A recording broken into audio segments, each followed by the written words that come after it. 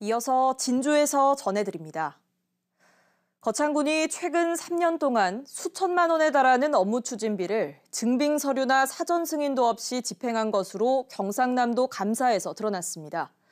거창군 홈페이지에 공개해야 하는 군수와 부군수의 업무 추진비 내역도 1년 넘게 올리지 않고 있습니다. 보도에 박기원 기자입니다.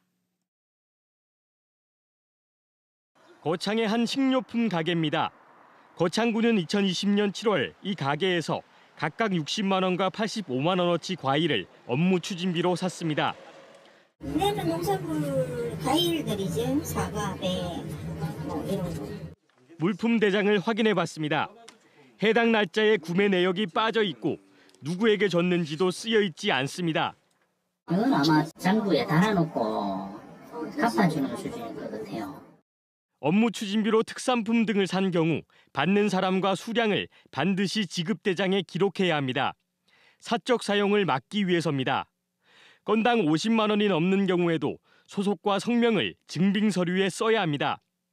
거창군 한 부서에서는 한 식당에서 업무 추진비로 50만 원을 넘게 썼는데도 참석자 명단을 따로 쓰지 않았습니다.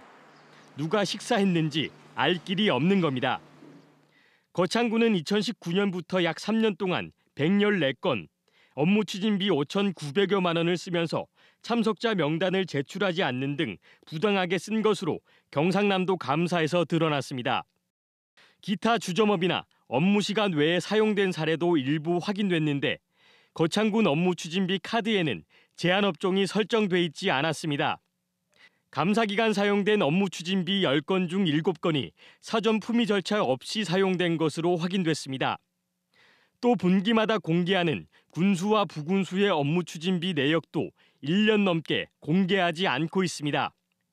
관련 규정 미숙지와 실무 단계의 업무 연참 부족으로 인해 발생된 사안으로 저희들은 보고 있습니다. 경상남도는 모든 부서에서 업무 추진비를 부당하게 사용했다며 거창군의 기관 경고 처분을 내리고 재발 방지 대책 마련을 요구했습니다. KBS 뉴스 박기원입니다. 경상국립대는 지난 3월 도입한 1,000원의 아침밥 이용자가 2달 사이 2배 넘게 늘었다고 밝혔습니다.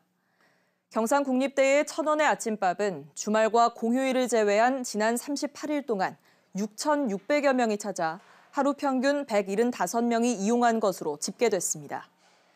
이는 사업 시행 전과 비교하면 2배 이상 늘어난 수치입니다.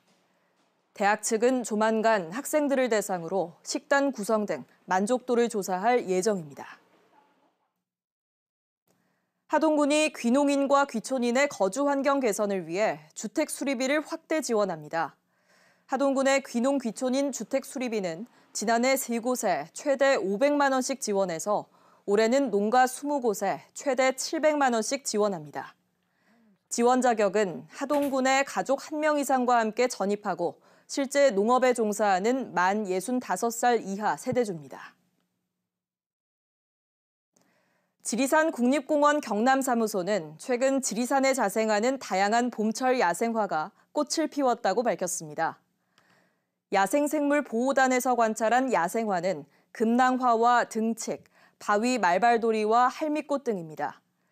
국립공원 측은 고지대 탐방로 이용이 어려운 탐방객들은 하동 자생식물관찰원에서 야생화를 관찰할 수 있다고 말했습니다. 지금까지 진주에서 전해드렸습니다.